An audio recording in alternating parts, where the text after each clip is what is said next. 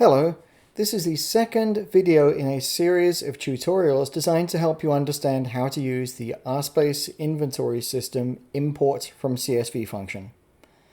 So we're going to do a slightly more advanced example now that's going to consist of pulling in some hypothetical samples with metadata associated them that are based on metadata fields pulled from an existing database.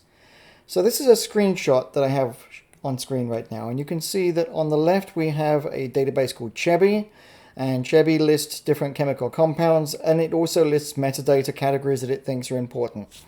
So the object of the game here is to take these different variables and drop them into RSpace and corresponding fields. Now, if Chebby had a nice advanced API, I could probably do all this programmatically using the RSpace API to transfer one, more, or maybe hundreds of samples in one go from Chebby to RSpace. Well, it turns out that Chebby doesn't really have a good API, so what we did instead was created a CSV file showing these values in it, and then we imported the CSV file into RSpace to get our metadata into RSpace. So let's take a look at that CSV file first of all. I'm going to go to my downloads area where I've previously downloaded this zip file from our documentation page. You can get that yourself by going to the import area, looking for the page called import samples, subsamples, and containers into inventory, and downloading the bundle from the bottom of the page.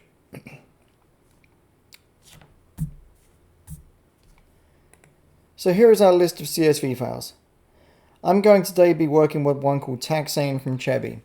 Let's take a closer look at that CSV file. You can see here that this defines 4 different samples, named sample 1, 2, 3, and 4. Here we have a range of different columns. Each column represents a metadata category that we'll be pulling into RSpace, and these in turn originally came from the Chebby database. Notice we do have this thing called import ID here. You don't need to worry about these yet. We'll show you what those are used for in a future video. For now, let's just focus on the values of these other different columns here. Okay, so now I'm going to go to my RSpace inventory system, and I'm going to say create, and then under the CSV import area, I'll say samples. From here, I can select the CSV file I would like to import. In this case, taxane from Chebby, and I can say open. Now at this point, I can, if I want to, use that CSV file to define a new sample template within the RSpace system. Now this can be extremely useful because then I can actually share this CSV file with my colleagues and they could do the same thing to create standardized templates for importing items into RSpace. I've actually imported this particular file many times before, so I've already created the template that I need in RSpace. So instead of creating a new template, I'll select choose an existing template, and then I will search for the template that I'm interested in by just searching for the word Chebby.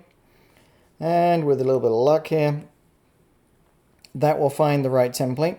I can select it. Once I've selected the template, RSpace knows that it has to match the values in this specific CSV file with a template that already exists, and that's what it's doing here.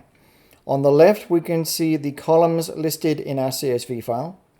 On the right, we can see the corresponding fields that those will be added to inside RSpace. If I wanted to, I could bend the logic of deciding which columns go to which fields in RSpace, but I'm not going to do that today. This is already set up just the way that I want it, so I'm going to leave everything as is. The only change that I'll make is in this case, I don't really need the import ID just yet, so I'll uncheck that to leave that blank. Now I'll go ahead and I'll say import samples. Now in RSpace, all items are made up of a sample and a subsample. The sample is essentially information about that item and similar items just like it, but the subsample is the physical manifestation of the item itself. Unless I tell RSpace otherwise, it will assume that for this import of samples only, I want to create one subsample for each of my samples. So let's go ahead and click Import Samples now. That's going to bring those samples into RSpace, and they'll be placed in an import folder on my bench. I can take a closer look at that import folder. And inside that import folder, I'm going to find the items that I just recently imported. So let's go ahead and take a look. You can see here are the 1, 2, 3, 4 subsamples. These are the physical things that I've imported. But each of these subsamples is based on a parent sample. So if I click on the sample link, and then I ask RSpace to show me details for the parent sample that subsample was drawn from, here's where I'm going to see the custom metadata that was pulled in from that CSV file. You can see here the Chebby name, the Chebby ID, supplier information, etc. All of this was read from the CSV file. We've actually pulled in 4 samples, and each sample has 1 subsample.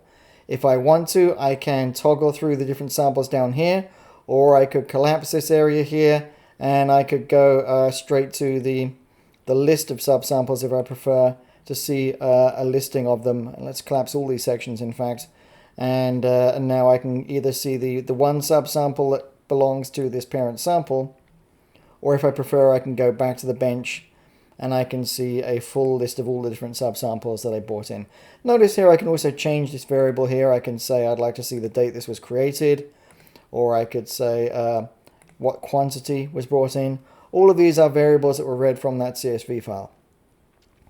Now currently these different subsamples are sitting essentially within my import folder, which is on my bench. Let's assume I'd like to move these somewhere else. So I'll select all of these.